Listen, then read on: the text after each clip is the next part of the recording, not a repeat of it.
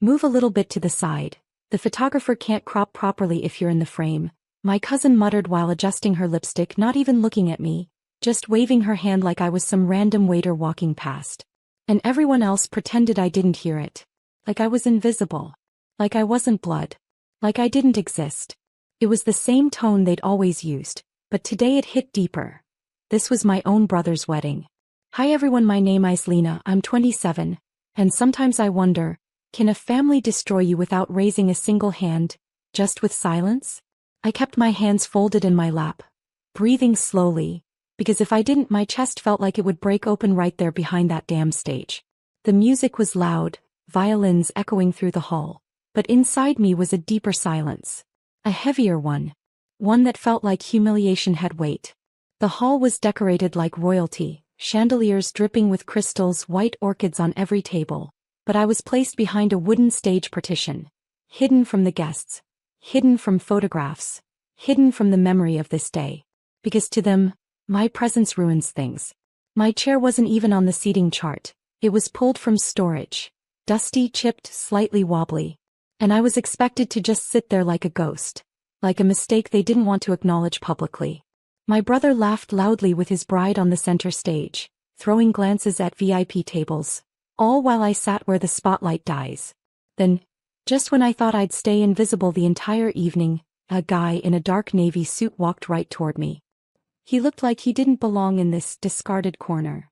He sat down beside me, confidently, like he belonged there more than the people clinking crystal glasses.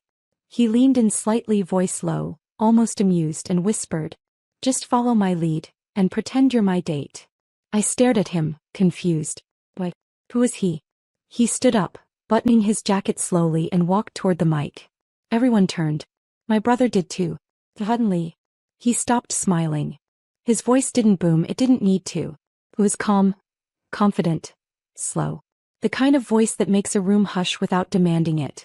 "Hi. I'm sure most of you don't know me," he said, eyes locked not on the bride or groom, but directly toward my side of the hall.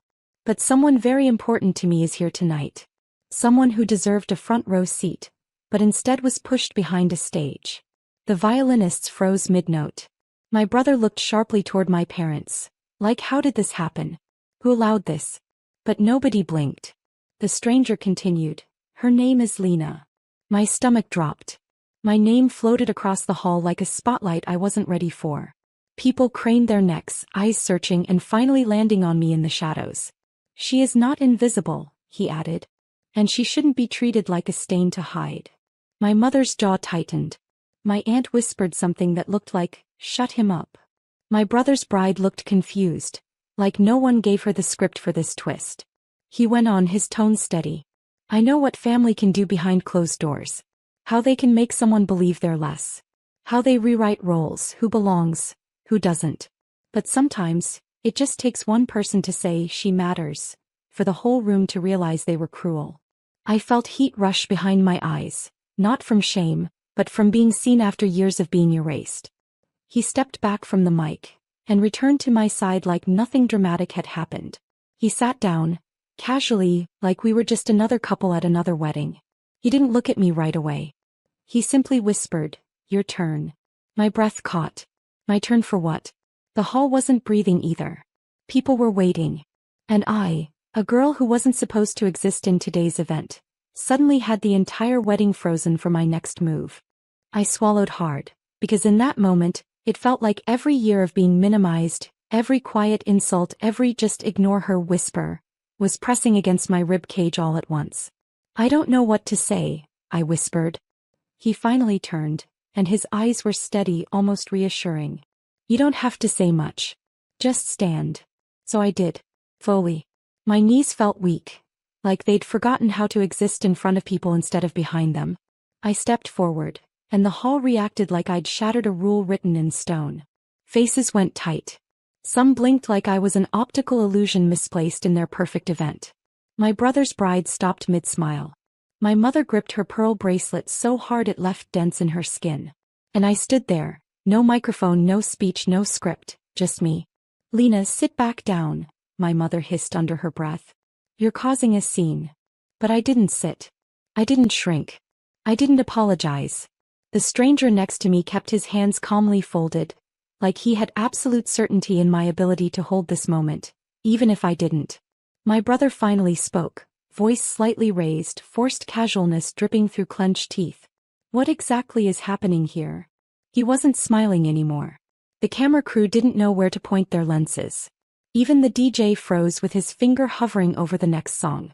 I didn't plan anything clever. No revenge speech. No dramatic monologue.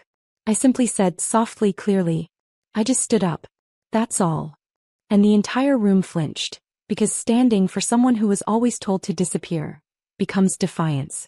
Suddenly, the stranger's phone buzzed on the table. He glanced down. His expression shifted, subtle but sharp. It's starting, he murmured. I blinked. Starting what? He leaned just slightly toward me, eyes still fixed on my brother, and whispered with quiet certainty. They're about to learn who you are. I didn't even have time to ask what he meant, because 3 waiters walked in from the entrance doors carrying stack after stack of white folders. Thick ones. Ribbon-tied. Labeled. They weren't decor. They were files. Wedding guests stared, confused, as the folders were handed not to tables, but directly to individual people. One by one. Like summons. Like evidence. My brother's face drained of color instantly. My mother's lips parted, but no sound came out. The stranger beside me stayed seated, hands calmly in his lap, watching like this was a scene he'd already seen before. What is this? My aunt sputtered. Documentation, he replied softly, almost politely. Someone opened their folder. The sound of paper sliding made the hall feel colder. Then another. Gasps started spreading like a chain reaction down the hall. One woman clapped her hand over her mouth, eyes wide. My brother's best friend muttered, "Holy," under his breath, stopping himself just in time. I peeked at the nearest open folder. Bank transfers. Signatures. Property movement. Audio transcripts. The accounts had my brother's and my mother's names. Repeatedly. My heart rattled against my ribs. These were the things they told me to forget. The financial manipulations. The hidden assets. The just trust us, you wouldn't understand lies. My throat tightened, not from fear, but from recognition. The stranger leaned closer, voice barely above a breath. Your father wanted these buried. But your father wasn't the only one who had copies. My mother's eyes snapped toward him, pure panic replacing the controlled elegance she always practiced. My brother stepped forward finally, voice near cracking. Who the hell are you? The stranger didn't raise his voice. Didn't stand. Didn't flinch. He just looked at my brother like someone who wasn't impressed, or intimidated, by this entire family legacy. I'm the person, he said quietly, who told Lena she was never invisible. Silence. Icier. Deeper. Heavier. My hands trembled. Because this wasn't about humiliation anymore. This was exposure. And every second, another guest realized the truth printed inside those pages. My mother steadied herself, one last attempt at control, and hissed. Lena, say down. Now. Her voice cracked through the air like a whip, but for the first time in my entire life, it didn't cut me. I didn't sit. I didn't retreat. I didn't disappear. The stranger beside me finally stood, smooth, unbothered, and the entire hall tracked that movement like they were watching a courtroom verdict unfold. My brother stepped forward, his smile gone, replaced by a tiny twitch in his jaw. You have no right to interfere, he started. The stranger didn't let him finish. It's not interference, he said calmly. It's accountability. And he handed my brother a single glossy photograph. My brother looked at it, and his pupils widened like he'd seen a ghost. As he had. It was him. Sitting in a private office. Signing documents. The same ones he forged using my identity. The same ones I was accused of misplacing. The same ones they insisted never existed. The footage angle, the clarity, the timestamp. He couldn't deny it. My mother clutched her pearls like oxygen had been stolen out of the hall. Where did you get these? She whispered. Her voice wasn't sharp anymore. It was small. Weak. The stranger didn't smirk. Didn't show triumph. His calmness was almost terrifying. You really think only your family knows how to bury things? He said, tone soft but lethal. You underestimated the one person you refused to treat as family. My fingers curled around the back of my chair, grounding myself, because I suddenly realized something. This man wasn't here to save me. He was here because someone believed in me before I ever dared to believe in myself. My brother finally tore his eyes off the photograph and looked at me, his voice shaky. You brought him here? He said it like he was asking if the universe had betrayed him.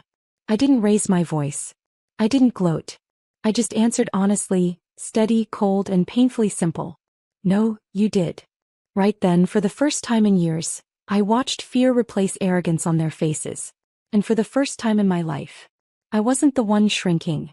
The stranger leaned slightly toward me, almost quietly, and whispered, "Now they'll listen." My brother tried to laugh it off. A weak, shaky, trembling laugh. The kind that belongs to someone who knows the floor is cracking under them but is still pretending it's solid. "You think anyone here cares about some printed sheets?" He scoffed, voice thin. "This is my wedding. People came to celebrate me, not paperwork." But the hall did not return his laugh. No one smiled back. Not one guest defended him. They were flipping pages, line after line, tracing signatures with their fingertips, recognizing names, accounts, fund transfers, and worst of all, dates. Dates that matched the time I mysteriously lost my access to my own inheritance. Dates that matched the sudden withdrawals I swore I didn't authorize. Dates that matched the day I cried in my bedroom because my mother told me, "Your memory is dramatic. Stop fantasizing." Nothing happened. And yet, here it all was. Black ink. Legal proof. Reality punching through their manufactured narrative. My aunt closed her folder slowly, like it was radioactive. My cousin's boyfriend shook his head like he'd been slapped awake from a dream. My mother, still frozen, finally whispered, barely audible, "Who sent you?" The stranger finally turned fully to face her. "My client," he replied. 2 calm words. "Client," my brother repeated, hollow. The stranger nodded slightly, as if it was the most normal answer in the world. "She hired me the day she realized silence was killing her faster than your cruelty." Took a second, a full second before those words landed in their minds. Then my mother's face snapped toward me, horrified. "You hired him?" I held her stare. Because for once I didn't look away. "No," I said quietly. "I hired myself. He's just the man who believed I deserved proof." The stranger didn't correct me. He didn't need to. He placed one more file gently on the table, unmistakably thicker than the rest, addressed specifically to the groom. "Forensics. Original signature samples." My brother's lips trembled. The walls of superiority, decades old, were crumbling right in front of him. And for the first time ever, he looked small.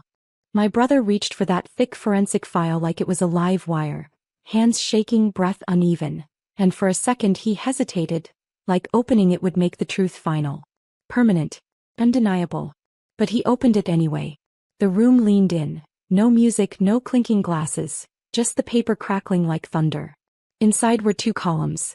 Left. My real signature taken from old verified legal archives. Right. The forged one he used to sign away my share of Dad's business accounts. The confusion they told everyone I caused. The matches didn't just align, they overlapped. Perfectly. A few guests gasped. His own best man took a step back from him. Subtle but visible. My mother pressed her fingers to her temple like she was losing balance. My father, silent this entire time, finally sank slightly into his chair, like someone who just saw a kingdom burn. The stranger lowered his voice, not threatening, not triumphant, just factual. "There are 3 more copies in secured locations. If anything happens to Lena, these go public." Automatically. Every person in the room inhaled at the same time. He wasn't here to fight for me. He came prepared to protect the aftermath. I felt a strange calmness wash over me. This wasn't revenge. This was justice. Finally breathing. My brother's breath hitched. He whispered, not yelled, whispered, because humiliation had drained all the power out of him. "Lena, why didn't you just ask me, privately?" I blinked. There it was. The line every abuser uses when the mirror finally points back at them. "Why didn't you protect my reputation while I destroyed yours?" I didn't answer him. I didn't need to. Because in that moment, the entire hall already knew the answer. Sometimes, silence isn't survival. Sometimes silence is how they bury you. The stranger, calm, steady, placed his hand lightly on the back of my chair again, grounding me in the moment. And right then, the hotel manager approached the stage, holding a clipboard. "The legal liaison you requested is here," he announced quietly. My mother jerked up, panic exploding in her eyes. "What legal liaison?"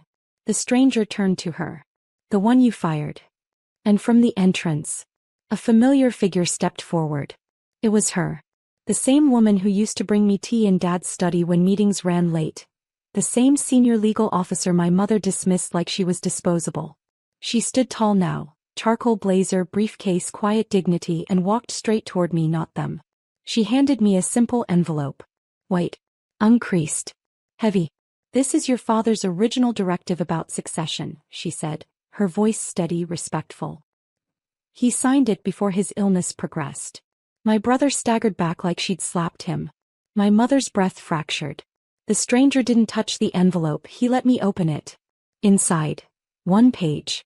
One clean legal line that shifted the entire universe back into alignment. Dad had left the business majority to me. Not to my brother. Not to the family group vote. Not to the boys take the lead tradition they always worshipped. To me. All they did, all they forged, all they tried to bury, was to undo what was already mine. My mother whispered, "No. This isn't possible." But her voice wasn't commanding anymore. It was frightened. The legal officer bowed her head slightly. "It's already filed with the registrar," she said gently. They were waiting for Lena to finally verify her identity, her real identity, not the one you tried to erase. Silence. A different kind of silence. Not humiliation. Not fear. Relief. I wasn't fighting to belong anymore. I already did. The stranger looked toward me, not like a savior, but like a witness, and nodded once. "This is where you walk out," he whispered. And I did. Past the stage. Past their shock. Past the weight I'd carried since childhood. And no one stopped me. My steps didn't shake. I wasn't invisible. I didn't need applause or revenge speeches. Justice wasn't loud today. It was quiet. Calm. Beautiful. As the hall held its breath, I walked out the front doors, finally whole.